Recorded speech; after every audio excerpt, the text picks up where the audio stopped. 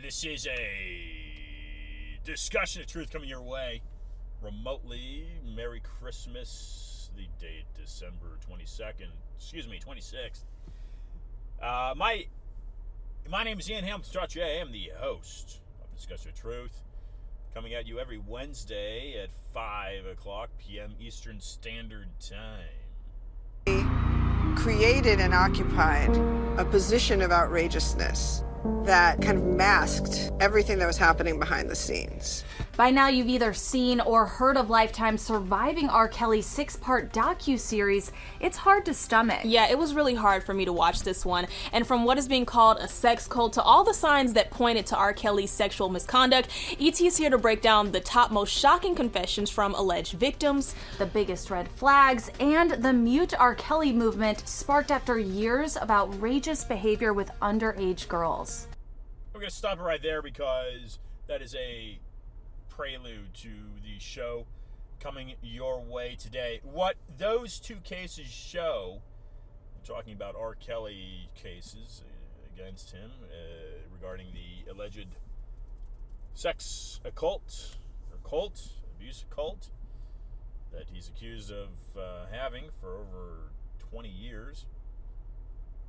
What those two cases show is that it takes networks of people to enable this type of behavior, a la Jeffrey Epstein, and so many more. Author of Soulless, the case against R. Kelly, Jim DeRogatis, will be joining the program today. The former Chicago Sun-Times reporter spent decades investigating the singer's troubled history with women, quote, everybody from the driver to the personal assistant to the person who books the airplane ticket and makes the travel arrangements to the person who pays off the girls to be quiet. And the fact that Acosta's career is coming down in flames, he's part of the justice system that turned a blind eye. Now, in regards to the discussion that's coming your way momentarily, what a show this is going to be. One, Kelly Rogers has been in contact with me, and she is the mother of former, quote, R. Kelly girlfriend, Faith Rogers. She was invited to the program, but she did not respond to the invitation for her. So, coming at you in about 10 minutes time, about 5:15 Eastern Standard, we'll be receiving Jim DeRogatis onto the program to mention a few of, well, what's on tap here for the program. Again, Discussions of Truth airs 5 o'clock p.m. Eastern Standard every Wednesday. Okay, this is a Thursday edition, a special Thursday edition, of course, because we took a day of remembrance, if you will, and celebration, as is common throughout the Western world, in what is known as the Christ Mass holiday. Coming your way to start off the new year, so that will be next week. We'll be joined from England by Tobias Churchton. Years before Dan Brown's research came to light in form of the Da Vinci Code, Tobias, Oxford-educated and British scholar, had long gained notoriety for his work within the Gnostic spiritual realm. His 1987 4-part drama documentary for Channel 4, that's a UK television production, Gnostics, won a New York Times Festival Gold Award. And former Dutch theologian said about Tobias' work for Channel 4 that it would change the minds of millions. Giles Kispel, if I've pronounced that correctly. As of 2005, so 15 years now, Tobias has lectured at Exeter University, where he's an honorary fellow and faculty member. He holds an MA in theology from Brasenose College, Oxford. Born to an ancient Cheshire family in Sutton Coldfield, UK, Churchton is considered Britain's leading scholar of Western esotericism. A filmmaker, a poet and composer, and author. He's known for acclaimed biographies on William Blake, Aleister Crowley, Elias Ashmole, and G.I. Gurdjieff. Having authored over 20 books, Churchton's current publication, Aleister Crowley in India, goes into the travels of Aleister Crowley in India through this mystical ancient land. By the way, it's my understanding, we confirm this at a later point, but I understand that Aleister Crowley was actually banned from Paris. It may have been banned from France altogether, not sure, but I know that I have heard that Aleister Crowley was banned from his work in Paris. Who is this mystical creature, Aleister Crowley, that is so often studied, if you will, by musicians and other artists? Tobias Churchton will be joining us next week. That's what we'll be kicking off 2020. And by the way, 2020 will mark the third year of the program we know as Discussion to Truth. This will mark the third year for the program, WynwoodRadio. Proceeding into the new year, January 8th, will be receiving former U.S. presidential candidate among the Democratic Party, Lester Lawrence Lessig III. He's an attorney, Harvard lecturer, and political activist. He holds the Roy L. Furman Professor of Law and Leadership at Harvard. He's a former director of Edmund J. Safra Center for Ethics at Harvard. And he's a supporter of net neutrality, as he founded the Center for Internet and Society at Stanford University. He's also a former lecturer at University of Chicago. The New Yorker said this about Lawrence: he's the most important thinker on intellectual property in the Internet era. We know the Internet has changed and is changing the way we conduct ourselves in society. I believe one of the initial systems for the Internet or communications thereof was from UCLA to Stanford. And of course it was for many years, if not decades prior to that, a public domain transmission. It was a military form of communication within the military, and my understanding is that the Queen of England is the first to have received electronic mail as we know it. Okay, Lawrence will be discussing a few of his books and topics: Republic Lost, America Compromised, and They Don't Represent Us. And what does he mean by that? Furthering in our journey into January, we'll be joined by Servando Gonzalez. This will be an incredible discussion. All these guests, of course, are most incredible, highly educated, well-written, well-versed, well-researched. Servando Gonzalez is a Cuban-born American historian and author. He studied and received his training as historian at the University of Havana in Cuba. This is what's really interesting about Servando. His publications and books, essays, and articles vary from topics regarding Latin America, global intelligence communities, state and country espionage, and semiotics. Servando works include Treason in America, the Council on Foreign Relations and Partners in Treasons, the CFR, CIA, and the Castro connection. Something I think is not often looked at. Is there a connection between the CFR? Have you even heard of the CFR? What do you know about the CFR? What is the CFR? Okay, it's on the east side there of Central Park in New York. Council on Foreign Relations. How is it connected to the CIA? And one of the other interesting connections that I often talk about because of Charlotte Iserbit and Anthony Sutton. Charlotte's a former guest on the program.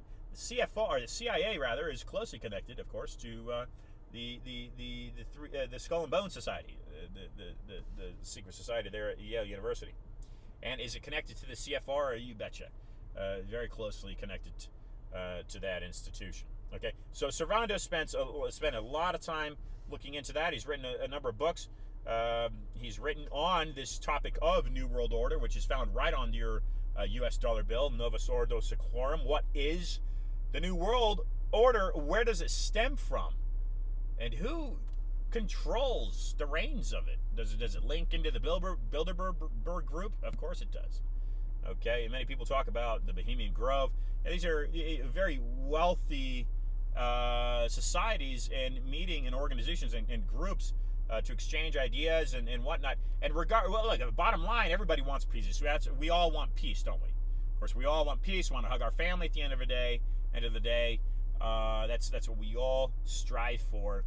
And so, what is the main objective of the New World Order, and what is it theory or is it practice? Right, so Servando goes into that, and this is what he says. He takes it to another level. Being a Cuban-born fellow, and of course born into Cuba prior to the Castro regime, I'm pretty sure. Quote: "Far from being a failure," he says, "Castro's Cuba is a successful social experiment, a testing ground for the New World Order. The people who planned the experiment have already began to implement it here in America," says Servando Gonzalez. Political correctness was tested in Cuba before its implementation in the United States. And we know that being politically correct and this type of censorship on free speech has been an attack, if you will, on your freedoms in the United States for going on, probably I'd say 20 years. Okay, and we're going to end July with Josh Reeves, the Dallas-based radio host and filmmaker. He's going to talk about his most current film, The Spellcasters. And then looking down into March, for instance, we will be receiving William Alva Blunden. The Rootkit Arsenal is one of his books, and he also goes into Behold. The title of his book, Behold, A Pale Force: Cyberware Threat, Infiltration, and Malwell Industrial Complex. That'll be Bill Blunden during the program down the road in 2020 into March. So on slate, quite a few really wonderful guests. That includes receiving Thom Hartmann back onto the program.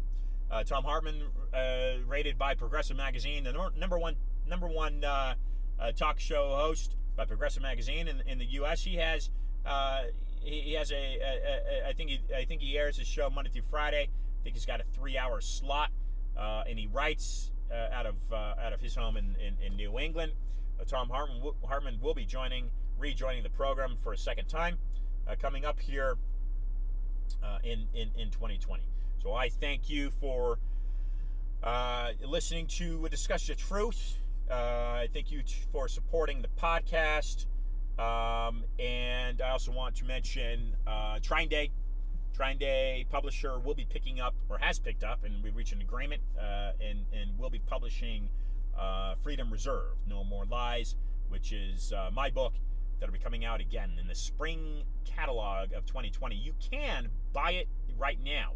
You can order it pre-sale via Amazon. You can also order it via Indigo Books, based out of Canada.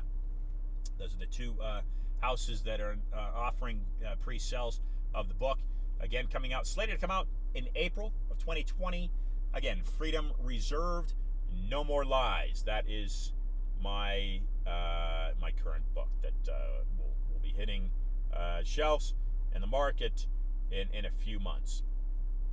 If you like what you hear here and the topics resonate with you, please go to bit.ly, that's bit.ly /capital Zika, that's capital Zika, Miami Beach, capital M and B. You type that into your web browser, and that gives you a solid basis of understanding why exactly I hit the airwaves once a week to bring to you a discussion to truth. Because I was exposed to that very controversial pesticide in Miami, where Wynwood got hit with this and Miami Beach got hit with it. And from there, I came on this trail that is just opening so many different doors and really helping me try to help you to dig and research and find what's really happening in what you call, what is known, Trump uses the term all the time, the deep state. So what is that? Okay, and what is the concept of a new world order, and how can we, as average people, how can we step up and make the place better and make the world we live in a better place? Because again, like I said, that's the objective. That's what we all strive for at the end of the day. All right, so waiting, standby for us is Jim DeRogatis. Who is Jim DeRogatis? Again, Jim is a former journalist for the Chicago Sun-Times, and we will be Skyping him in just a second here. Just a second. We'll be bringing Jim onto the program.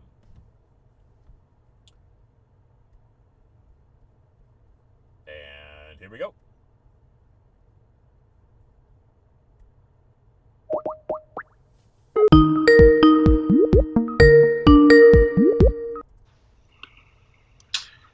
Hello, Ian. Jim DeRogatis. How are you, Jim? Happy Merry Christmas to you, sir. Yeah, thank you. Jim, thank you for joining WynwoodRadio and Discussion of Truth. For listeners to understand, as I mentioned, you are a former reporter for the Chicago Sun-Times, and you have written for Rolling Stone, Spin Magazine, Guitar World. You currently have a show based there in Chicago with WBEZ, Sound Opinions. That is a short, a concise introduction to you, Jim. Take a moment and introduce yourself. Outside of that, for listeners to understand who you are. Again, Jim is joining the program to talk about Soulless, the case against R.Kelly. Well, Ian, I'm primarily a music critic. Have been through all those years at the Sun-Times, 15 years. Sound Opinions airs on 125 public radio stations in the U.S., and I've written 11 books about music. And then there's this new book, Soulless, the case against R.Kelly, which is a different sort of book. I mean, I started out as a beat and investigative reporter in New Jersey at the start of my career, writing about music for free for fanzines. And sometimes you choose your stories when you're a journalist, and sometimes your stories choose you. And this Kelly story started for me in November 2000, and it really hasn't ever stopped. We published the first piece in the Sun-Times December 21, 2000, so 19 years ago, about what we called his habit of preying on underage girls for sex. And, now he faces 42 felony counts in 2 federal and 2 state trials, 195 years in prison if he's convicted on all accounts. Nobody in the history of popular music, Ian, has ever faced charges this far-ranging, this numerous, this dramatic, for preying on women. And let's face it, in this art form I love, popular music, rock and roll, R&B, whatever you want to call it, men have been treating women badly for a very long time, but nobody has racked up charges like Kelly. Yeah, that's very exhausting to listen to.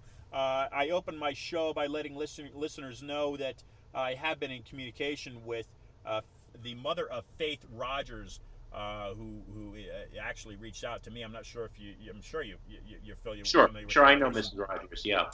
They denied requests. I didn't respond, but I did invite them to not to overlap your time on the program, but to give her side and her experience with R.Kelly. So this is, again, it's really exhausting to hear that type of thing, because R.Kelly is so beloved in so many people's hearts, and that's kind of the magic, if you will, of music, is that it really resonates within our soul and makes us happy. And then to hear something like this on the flip side, of course, and you've been tracking this for 2 decades, but to hear the flip side of this and how someone that is loved by so many can very possibly commit a very atrocious crime multiple times over the span of 2 decades, then it's kind of like a shocker. It's like, well, wait a second, this is, it's kind of like, oh wait, I was waiting for Santa Claus, and then I see my my father. Excuse the, but Yeah. this is very shocking. What I want to kind of ask, and I've had a chance to kind of very briefly go through the book. I wanted to ask you, Jim, if it's too far fetched, have you found any link? Because Jeffrey Epstein, that was an issue just a few months ago. Is there any overlapping? Is there any kind of association there? Any link that you found? I think the similarities between the Jeffrey Epstein and Harvey Weinstein stories and R. Kelly's story is very wealthy, powerful, well-connected men are able to get away with things that the bus driver, the soccer coach, would not be able to get away with. And I think the similarities there are intense.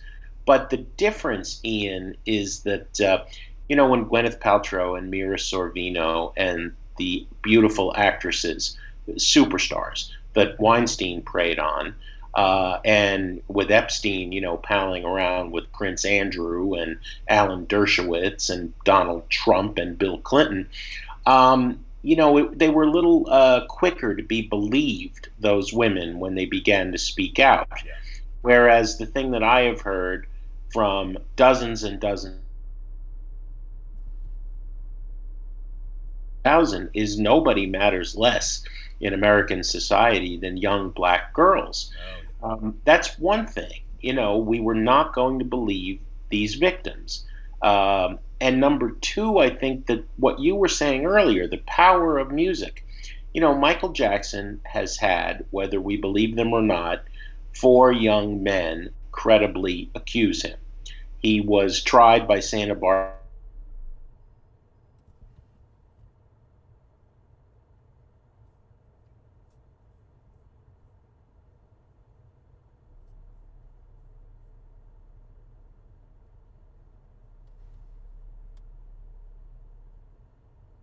Charges were just added 3 weeks ago. It's just extraordinary. And I understand the power of music.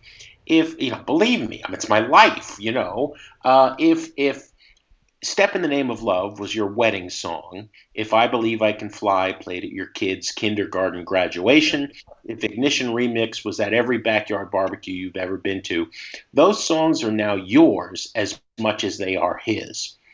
But I think what activists like the 2 women in Atlanta who started Mute R. Kelly, they've been accused of being censors, of cancel culture. I don't think that's what they're saying.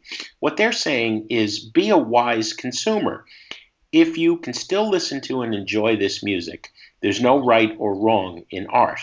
But know the context and know the damage he has caused in the black community, and know that your money is enabling him to continue that behavior. Not anymore. The reason he's in jail without bond, and I don't believe he'll ever be free again, is because he's really run out of money. He doesn't have the power and the wealth to fight these charges the way he did when even a half-hour video of him having sex with a 14-year-old girl surfaced in 2002. He was able to buy his way and delay that trial, buy his way out of justice. Yeah, so you've been on this since for 2 decades almost, 19 years, and I found something in talk.com via the Talko, the TALKO.com, and they've got something back on him in 1991 that he was having relations with a then 15-year-old promising woman, a singer. This woman is Tia Hawking. Are you familiar with that? She was the first girl to try to stop him with a civil lawsuit after the state's attorney in Illinois denied criminal charges, had no interest in pursuing her criminal claim. She filed her lawsuit in 1996 on Christmas Eve, and we were the first to report it on December 21, 2000. And Tiffany Hawkins really started the ball rolling. Kelly would go back to his high school choir class and pick up 15-year-old sophomores and Tiffany was one of them. There were 5 others, 5 of her friends, all 15 years old. And Tia was best friends with Aaliyah, who was 15 when Kelly illegally married her in 1996. And Tiffany got to tour the world from the south side of Chicago with a voice like Whitney Houston's. She sang backing vocals with Aaliyah in Paris, Amsterdam, Rome, London. And Kelly rewarded her by sexual contact with her at 15 and 5 of her friends and her best friend Aaliyah.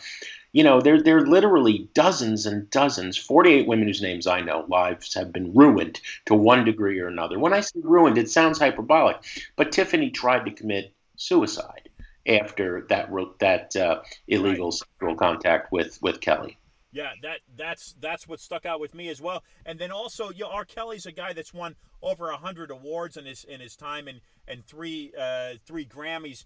But he also was. You brought up Michael Jackson. He was also linked to Michael Jackson in that he wrote. I know he wrote at least one of Michael Jackson's songs and hits. Yeah, he wrote Jackson's first #1 hit after Jackson was accused of sex with underage boys. You Were Not Alone. It was Jackson's first #1 hit after the scandal and the last of his career. And Kelly had originally written it about what he was going through after being separated from his 15-year-old bride, Aaliyah. And, Jackson was going through something similar. I mean, what do these two musical superstars, Kelly has sold 100 million records in his career. What do they talk about in the recording studio when they both came from exceedingly tragic and troubled and seemingly abusive childhoods and then became abusers themselves? It's just one of the saddest stories in the history of music. So, Jim, is there, assuming Michael Jackson, although never formally found guilty of it, assuming that indeed he was at this Neverland Ranch and outside of Santa Barbara, and assuming that he was having sexual relations with underage boys, is there and then this R. Kelly link with the underage women or girls, not hardly women. Is there maybe something underlying here within the musical community? Not to take away that or segue or pinpoint rather that the two of them are African American musicians, but is there maybe something underlying within the music world?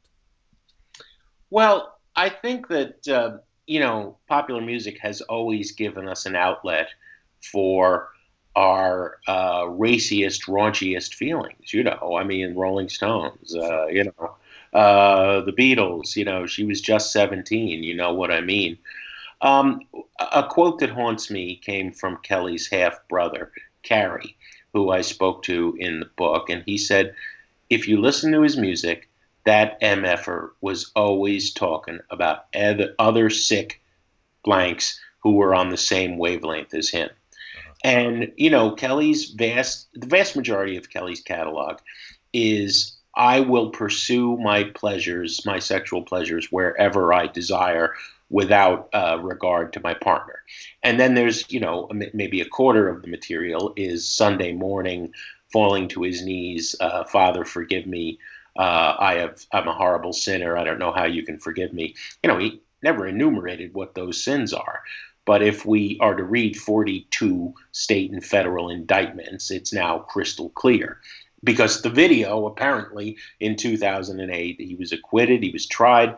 The girl never testified, her mother never testified, her father never testified. She was 14. 14 witnesses did identify her and confirm that he had sexual contact with her when she was 14. But now we know, according to the federal indictment from New York, that the girl, the mother, the father were paid off to lie to the grand jury and not to testify. Kelly successfully gamed the system better than anybody since O.J. Simpson, better than anybody you can name. But it's now the money has run out. He cannot afford 4 $850 an hour attorneys as he had for 6.5 years. Yeah, and that sounds the other link here is that age ain't nothing but a number. This is a hit song that he'd written. I think he wrote for Aaliyah. Is that correct? Yeah, for Aaliyah. He titled that song, titled the album, produced her album when she was 15, a student at the Detroit High School of the Performing Arts, and then began sexual contact with her as he had with all of her backing singers and their friends. And all of this happened in full view of the world, and people just discounted it as a rumor. Well, maybe she's 15, maybe she's 18. We don't know what really happened. His record company denied it. Her managers denied it. Everybody denied it.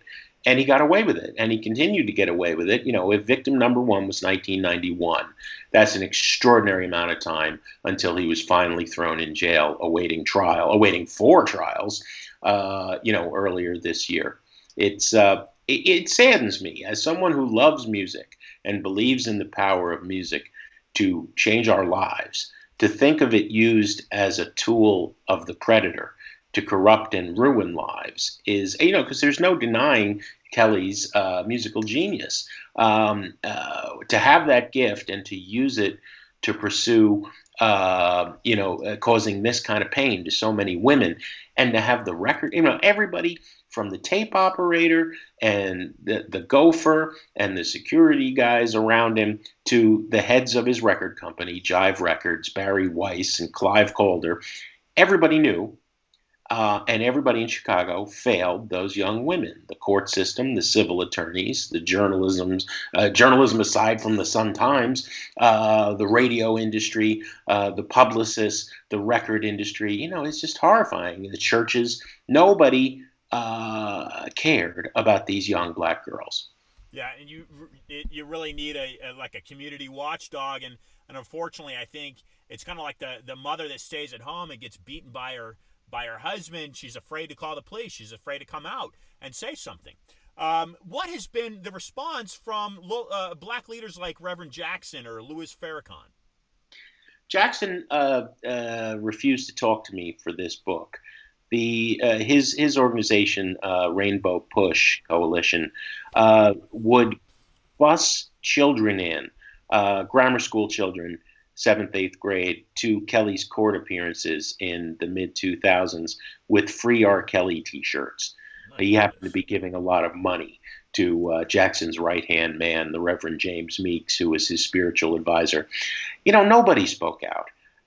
In Chicago, it's a very big, small town, But in America in general, black superstars on the level of R.Kelly. It was a small community in Chicago with that kind of money and that kind of power. Michael Jordan, Jordan, tapped Kelly to put "I Believe I Can Fly" in Space Jam, his movie where he played basketball with Bugs Bunny. Oprah had to know. And Oprah never spoke out. The Obamas never spoke out. But they're not the only ones. Nobody in the music industry spoke out. To be certain, Kelly is where he is today because so many black women had the courage to do the most difficult thing any woman can do, which is to rip out their soul and talk about their sexual abuse to a fat white rock critic. To go on the record and tell their story. Those women have stopped Kelly. And, I think when America saw them early this year in January in Surviving R. Kelly, that 6-hour docuseries on Lifetime that Dream Hampton, brilliant black woman, put together, and there's going to be another 5 hours that begin airing January 2nd this year. I think that finally, I was having these experiences for years, sitting with these women for hours and then telling their stories, and then suddenly woman after woman after woman is on camera. And they're not doing this to get famous. They were vilified, dismissed as gold diggers, liars.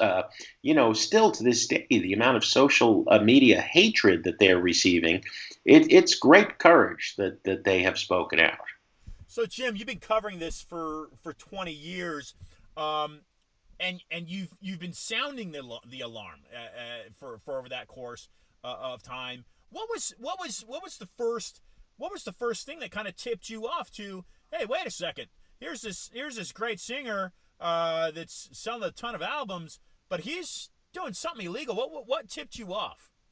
Well, the Wednesday before Thanksgiving 2000, I had just reviewed on its release date Kelly's fifth album, TP2.com.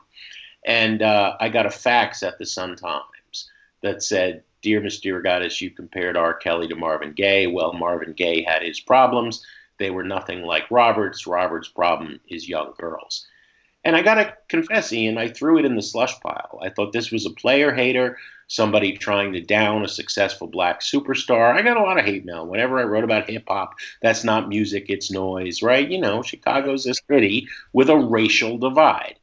But something bothered me over the holiday. There were a lot of specifics in that fax, more than a mere rumor monger would have had.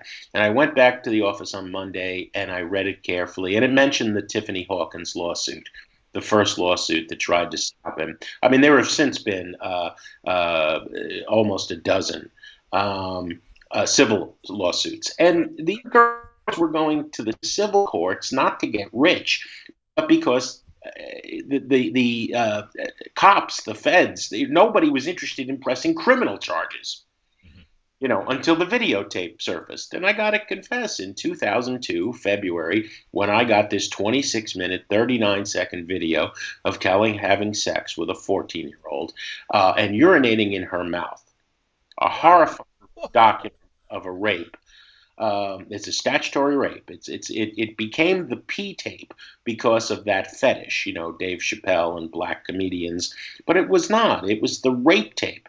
I thought he was done then. I thought he was done when our first story ran in 2000. I thought he was done when the videotape surfaced in 2002. He was acquitted in 2008. Why justice took this long for so many young black girls, it's just a travesty. And that's why I wrote the book, because it was a dark and horrible place to live to finish the story of that book. And much less to do that reporting for 19 years. But I think the book is necessary because above and beyond R.Kelly, we have to wonder how this was able to happen and what does it say that the music industry kind of applauded it. Because Lady Gaga was recording with him in 2013. Gaga, a champion of female empowerment, records a single that he wrote, "Do What You Want With My Body." People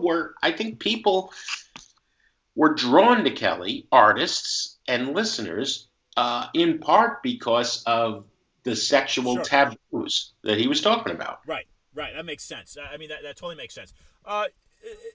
Jim, Chicago is famously known for mafia. We talk about Al Capone. In fact, Al Capone had a house right off Miami Beach in one of the islands.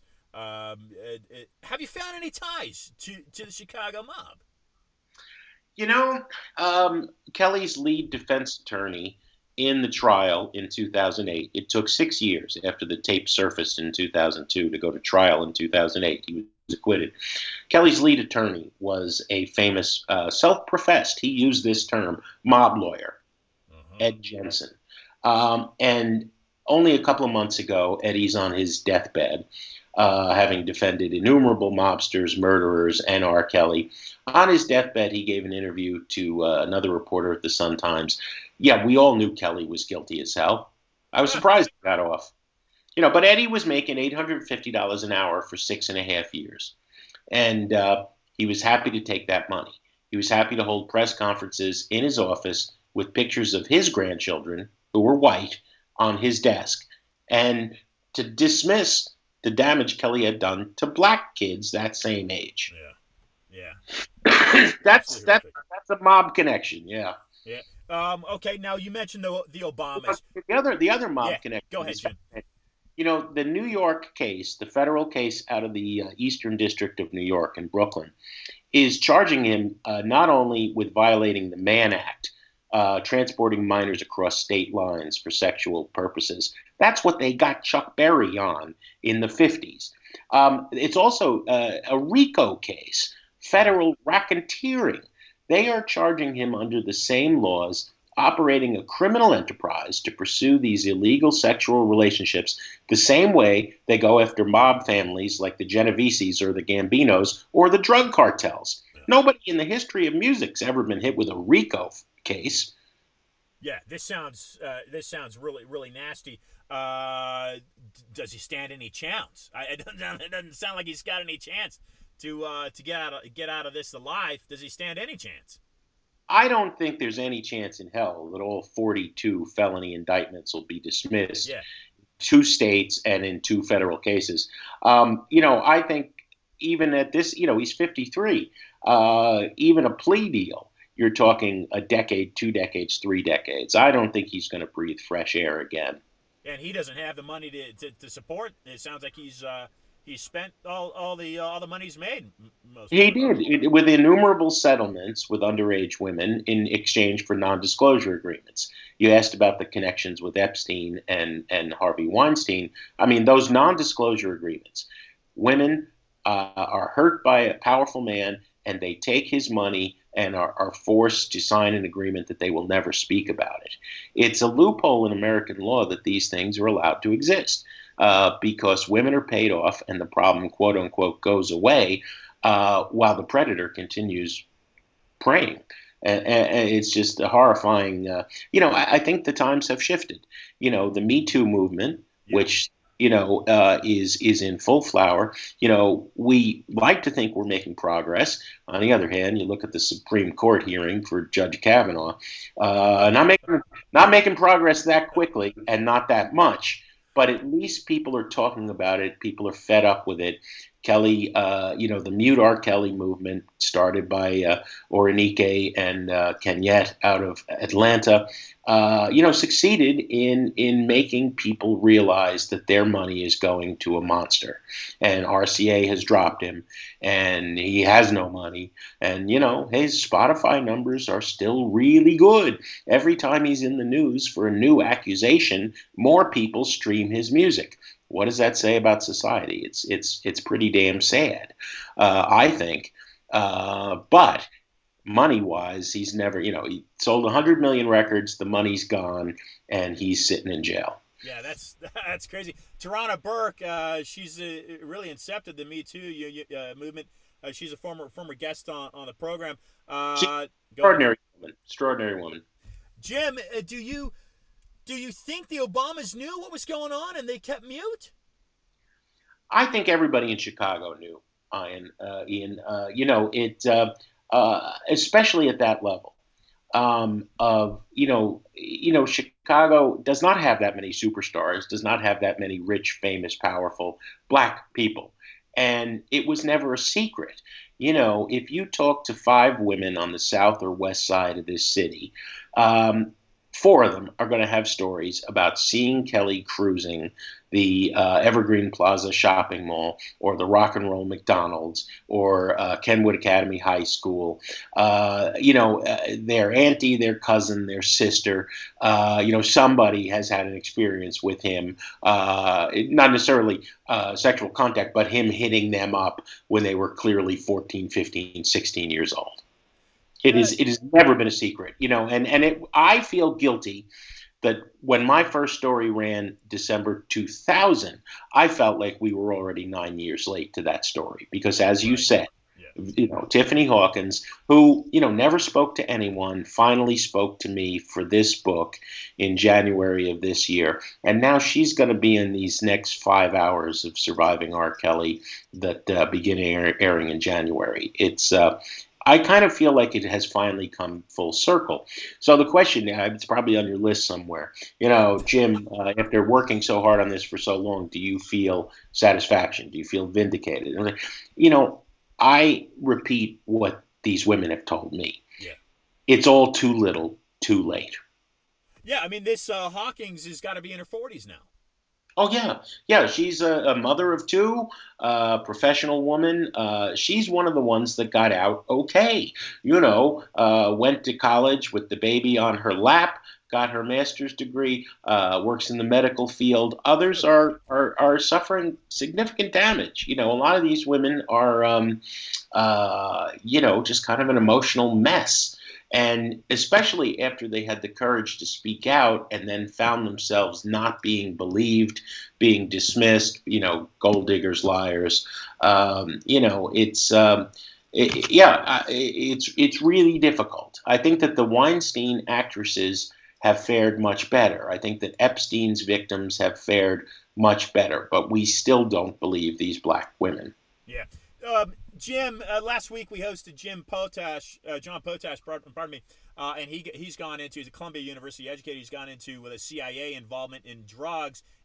We don't do music per se. We do corruption on any level on this program. But what he's found is the CIA involvement in manipulating people's lives. And he uses Jimi Hendrix as Kurt Cobain, two examples. Do you think it's possible, Jim? Do you think R.Kelly, even though his appetite got the best of him, and it just disgusts me to think that this guy was doing what he was doing for 3 decades, and the number of women he destroyed. Do you think there could be an angle to this where R.Kelly is possibly a victim? I think about all the talented people in this country. Not to say that R. Kelly didn't hit the right stream at the right time, but did he somehow was he somehow manipulated, do you think? I tell the story in Soulless. He was a victim of child sexual abuse himself. Okay. By an older woman in the family. It has since come out that it was an older sister. And by an older man in the neighborhood that they called uncle, but he wasn't really related. He scratched the surface of that in his autobiography, Solar Coaster, and a lot more detail has since come out. And I've interviewed, half a dozen of the leading child sexual abuse experts in America. And what they say is that most often the victims of child sexual abuse become advocates for other children. They become fighters to stop it from happening to other kids. But on rare occasions, the victim of sexual abuse becomes an abuser himself. And that's clearly what happened with Kelly. So the book is not without empathy. But when you think that the first victim was 1991, the first lawsuit was 96, the Aaliyah scandal was 96, our first story was 2000. The videotape surfaces in 2002. Miraculously, he's acquitted in 2008. He never stopped. Yeah. He never stopped. I mean, how many wake-up calls to get help does one need? And the thing that crystallized it for me early on was one of his right-hand people who was a road manager said night after night after night, there can be 20 beautiful half-naked girls in the backstage room, and they all want to be with R.Kelly, and they're all 22, right? And night after night after night, there's that one girl in the corner, shy and acne-ridden and staring at her shoes, 14 or 15, and night after night, that's the girl he goes for. Oh, boy. Oh, that's nasty. It gave me the creeps when they put it that way, and I finally understood. Yeah. So, now, Jim, is there a Bill Cosby connection? No. No. Monique Presley? What's that? Monique Presley? Well, money, having the money, being able to get away with it. What's interesting, Cosby obviously was America's dad, right? He kind of transcended color. And we all felt like we knew Dr. Huxtable because he's in our living room, right, in the sweater. Kelly consciously, like many people in popular music, played the bad boy, and was, by his admission, the sexual super freak, by his favorite nickname, the Pied Piper of R&B. Right. So he's playing the bad, the super sexual freak, unlike Cosby. And I think it's almost like in the Trump era, the bigger the sin, if you commit it in public and brag about it, people think, well, that can't possibly be true. But, again, 1996, age ain't nothing but a number. It's a confession right there. Right. And he never hid this. People just weren't willing to believe his victims telling the story. Yeah, it was manipulation in plain sight. And speaking to the Pied Piper, maybe you can talk about that, because you've got opening your book for listeners, and when you start opening the pages to this book, you've got a quote, or a poem rather, from the Pied Piper. There's a poem by Goethe, about the Pied Piper. There's a fascinating story. In medieval Germany, the legend was that there was this rat catcher, and he rid this town that was infested with vermin of their rats, and the townsfolk decided to stiff him and not pay him, and he got revenge on them by luring their children to their deaths. My goodness. Oh. And so Kelly has always denied that he didn't know that story, that he just used flute sounds there was a period there where he had a couple of remixes in a row that were heavy on the flute, which is hard to believe. At some point, somebody would have said to him, Robert. Yeah, right. An ill-advised nickname, given the accusations that you've gotten away with. Right. I really think there's an element of Dostoevsky, Crime and Punishment here. I think he's wanted to be caught for a very long time. Yeah. No. Oh, yeah. I mean, sure. It's like right. Wait. Where does this Pied Piper label come from? Is this something that he applied himself? He claimed it. Oh boy. In 2 or 3 of the different songs, he has a shout out. Hey y'all, it's the Pied Piper of R&B. He sang it himself. There was a very weird track released a year and a half ago, I admit, which is in the style of Trapped in the Closet, which will stand as the last piece of new music he really released, I admit. It's 19 minutes long. It's this weird operetta. And, he admits he's done some things, but, parents, if you're going to push your girls at me, don't be blaming me. It's really weird. I mean, it amounts to a confession and a protest that he doesn't think he's done anything wrong. And he also gives me a shout out, Jim DeRogatis, or whatever your name is. Off the name you've done made a career. Well, as I said, I have a radio show on 195 public radio stations. I've written 11 books. I'm a professor at Columbia College, Chicago. Robert, I've done a few other things besides this story, which, I never smoked before I started this story. I was married to someone else when I started this story. Boo-hoo, poor me. That's not what I'm saying. Yeah. I don't think you're a journalist, Ian, if a woman calls you and says, I've been hurt. No one is listening to me. I know you've done work on this. Can I tell you my story? I don't think you're a journalist. I don't think you're a human being. Yeah. If a woman who's been raped, who's been sexually assaulted, says, I need some help, I don't know how you walk away from that. And Jim, will you be called to testify at some point? You've been called to testify in a previous case for R.Kelly. Will you be called to testify again? I hope not. No. Illinois, like many states in the U.S., has a shield law. When I was called to testify in 2008, the judge, a rotten, corrupt SOB, trampled on the First Amendment and the reporter's protections. Every single thing that I have confirmed with 10 sources and a dozen documents I have printed in Soulless and in 19 years of reporting. Yeah. The only thing I have you're going to call me to the stand, I'm going to refuse to testify because I will not name the names of women who spoke to me but have not gone on the record. Mm-hmm. And to be clear, there are dozens that have now gone on the record. But I will not name a source who said to me, I need to tell my story, but I can't put my name to it. And Robert was arrested just after the release of this book. Is that correct? Yeah, that was nice timing. He was arrested outside his luxury condo in Trump Tower, Chicago. Uh-huh. Can't make this stuff up.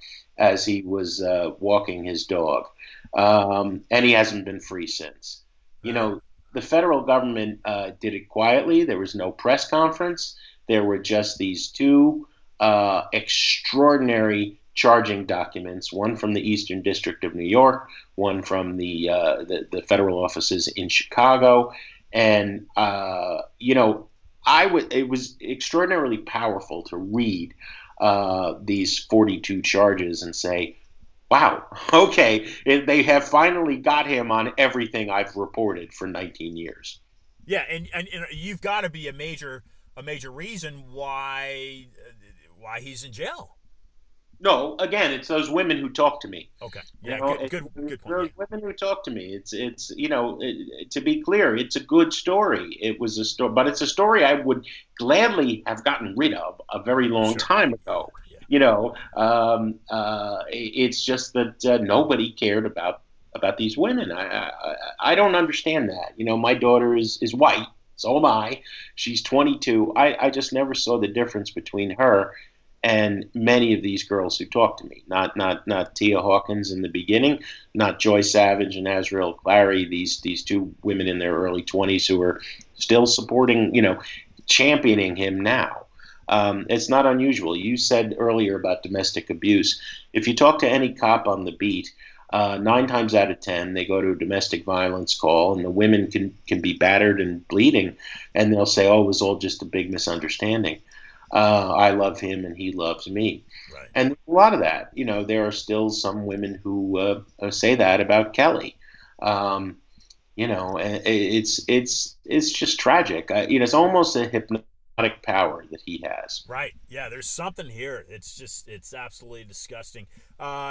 Jim, tell us a little bit about Sound Opinions, WBEZ. Yeah, well, soundopinions.org for people who are not in Chicago. We've been doing it for 10 years. Sound Opinions is a weekly, hour-long music talk show. Look, hey, people who love music, you and me, if we were getting a beer, we might be sitting on the couch in the basement playing records for each other that we're excited about and ranting and raving about something that we thought is a piece of crap. This is how people who love music react, to it.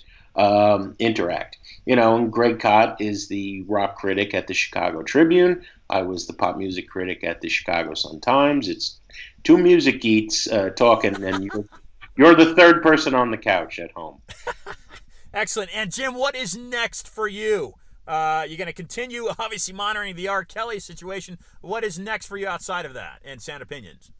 I want to get back to writing a book about the power of music to save our lives. I think right now, it's like mere entertainment. We can Spotify anything in 2 seconds, and but I don't know. My life has been defined by music in a particular way, and I think that power still exists. Certainly, when I teach first year students at Columbia College Chicago, it's 1 in 10, and 90% of them may say, oh, it's just entertainment, but for 1 in 10, it's a way to live your life.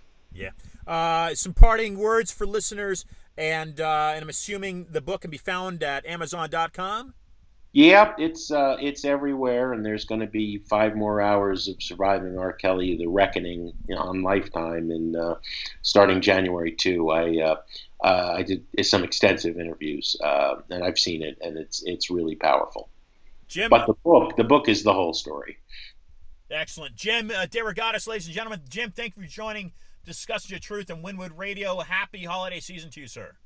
Yeah, thank you. Jim DeRogatis, ladies and gentlemen.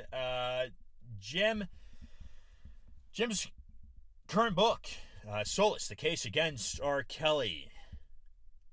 Get it to Amazon.com. We appreciate Jim for joining the program. This is a happy holiday to you folks out there. Again, this is Ian Trottier. I come to you Wednesdays. Apart from today, this is a Thursday. And in fact, next week will also be the 1st of January. That'll be Wednesday next week, 1st of January. I come typically every Wednesday at 5 o'clock p.m. Eastern Standard Time, today and next week. I'll be bringing to you an incredible discussion next week. On Thursday, Tobias Churchin will joining the program, and he will be speaking about a very controversial figure in UK history, but yet many Americans are captivated by the work that this fellow did mystically, and he does coincide, I believe, at Cambridge. Was it Cambridge? Aleister Crowley studied at Cambridge, I'm pretty sure, alongside at the same time, maybe not alongside, but the same time as John Dee. And if you don't know, John Dee was one of, I believe it was Queen Victoria at the time, maybe corrected, one of her most secretive spies, or rather close kept spies. And that is where one Ian Fleming came up with his 007 James Bond story. That is a close connection to the study he had done on John Dee. So, anyway, John Dee, closely connected to Aleister Crowley, and we'll be joined next week by Tobias Churton. Tobias Churton, we call him from the UK. Again, his recent book, Aleister Crowley in India: The Secret Influence of Eastern Mysticism on Magic and the Occult. For today, and Jim DeRogatis, his new book, Soulless, The Case Against R.Kelly. You've listened to a discussion of truth with Ian Trottier. I am he. Follow me on Twitter. Follow me on Instagram. That's INTROTTIER, both handles. Contribute to the program, if you will. You can do that by making a donation at iantrottier.com. That's INTROTTIER.com. And getting ready in spring of 2020, you can order now. Pre-sale via Indigo Books in Canada or even on Amazon. Freedom reserved. No More Lies. Trine Day Publisher. And until next week, be awesome.